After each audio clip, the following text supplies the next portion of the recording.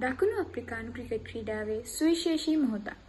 ලෝඩ්ස්හි පැවති උණුසුම් අවසන් තරගයේදී ඕස්ට්‍රේලියාව පරාජය කරමින් දකුණු අප්‍රිකානු ක්‍රිකට් කණ්ඩායම 2025 ලෝක ටෙස්ට් ශූරයන් ලෙස කිරුළු පළඳවා ඇත.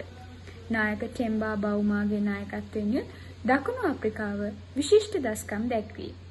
පළමු ඉනිමේ මුළු ලකුණු 368ක් ලබා ගැනීමෙන් පසු ඔවුන්ගේ පන්දු යවන්නන් අවස්ථාවට ගැලපෙන පරිදි නැගී සිටි අතර කගෙසෝ රබාඩා සහ ඇන්රිච් නෝර්ජේ ඕස්ට්‍රේලියානු පිතිකරන පෙළ ගැස්ම බිඳ දැමුහ.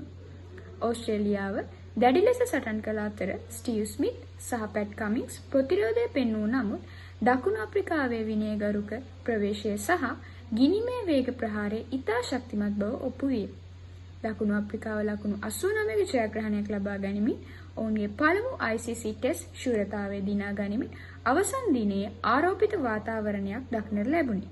මෙම ඓතිහාසික ජයග්‍රහණය දකුණු අප්‍රිකානු ක්‍රිකට් ක්‍රීඩාවේ හැරවුම් ලක්ෂයක් සනිටුහන් කරයි.